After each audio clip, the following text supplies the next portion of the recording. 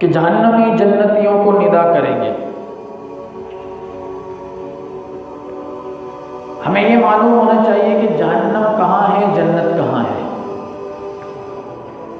تو ہمیں اس معاملے کو سمجھنے میں مزید آسانی ہو جائے گی۔ جنت ہے ساتوں آسمانوں سے اوپر، اور پہلے آسمان تک کا فاصلہ 500 سال، پھر دوسرے کا 500 سال، پھر تیسرے کا 500 سال، اس طرح یہ 7 آسمان ہیں، ساتوں کا 500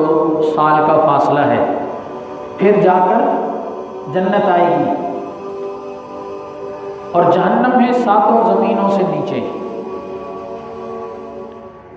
اور اس آیت مبارکہ میں اللہ تعالیٰ جل شانہ نے ارشاد فرمایا وَنَادَى أَصْحَابُ النَّارِ، اور دوزخ والے لوگ، جنت والوں، دوزخ والے لوگ پکاریں گے اصحاب الجنتی، جنتیوں کو، یعنی جہنمی دوزخیوں کو ندا دیں گے اور کہیں گے نفیضوا علینا من الماء، کہ کچھ تھوڑا سا پانی ہم پر ڈال دو، کیونکہ جنتیوں کو اللہ تعالیٰ کی ہر نعمت میسر ہوگی، اور جہنمی جو ہے وہ تو عذاب میں ہوں گے، تو اب وہ گویا ان سے پانی کا سوال کریں گے اور ساتھ کہیں گے او مما رزقکم اللہ،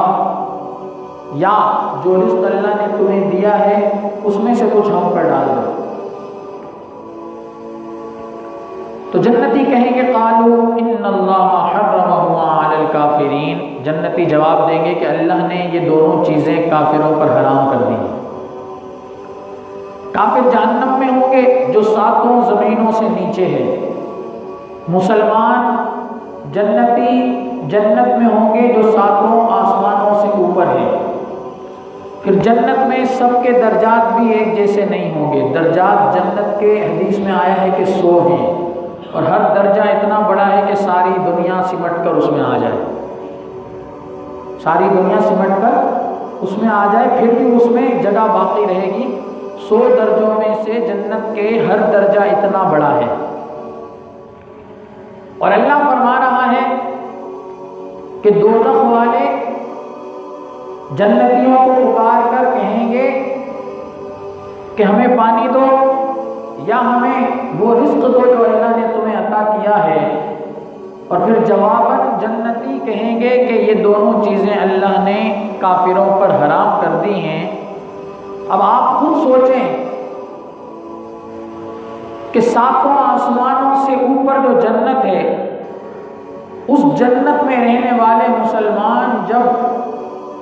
کافروں کو جواب دیں گے تو ساتوں زمینوں سے نیچے رہنے والی جہنم میں وہ کافر اس جواب کو سنیں گے۔ اور اسی طرح جب یہ جہنمی جو ساتوں زمینوں کے نیچے جہنم میں ہوں گے، یہ جنتیوں کو ساتوں آسمانوں کے اوپر جو جنت ہے اس میں سوال کریں گے، پکاریں گے، تو جنتی ان کی بات کو بھی سنیں گے۔ یہ مدعا بتانے کا مقصد یہ ہے کہ ایک کافر کی آواز ساتوں زمینوں سے نیچے جہنم میں سے نکلے، اللہ تعالیٰ اس کافر کی آواز کو ساتوں آسمانوں سے اوپر جنت میں پہنچا دے گا، تو ہمارے اور آپ کے نبی کو ہم مسلمان ہو کر پکاریں، اور ہم یہاں پاکستان سے پکاریں، اور مدینہ منورہ میں اپنی قبر انور میں رسول اللہ موجود ہوں، ہم مسلمان حضور کی امتی، حضور رسول اللہ صلی اللہ علیہ وسلم امام الانبیاء، سب سے افضل و اعلیٰ، آپ کے درجے کا کوئی نبی نہیں، سب سے بلند و بالا مرتبہ آپ کا ہے۔ اللہ تعالیٰ نے آپ کو جو مراتب، جو مقامات عطا فرمائے کسی اور کے حصے میں نہیں آئے، اور امت کے ساتھ جو تعلق حضور کی محبت کا ہے وہ بھی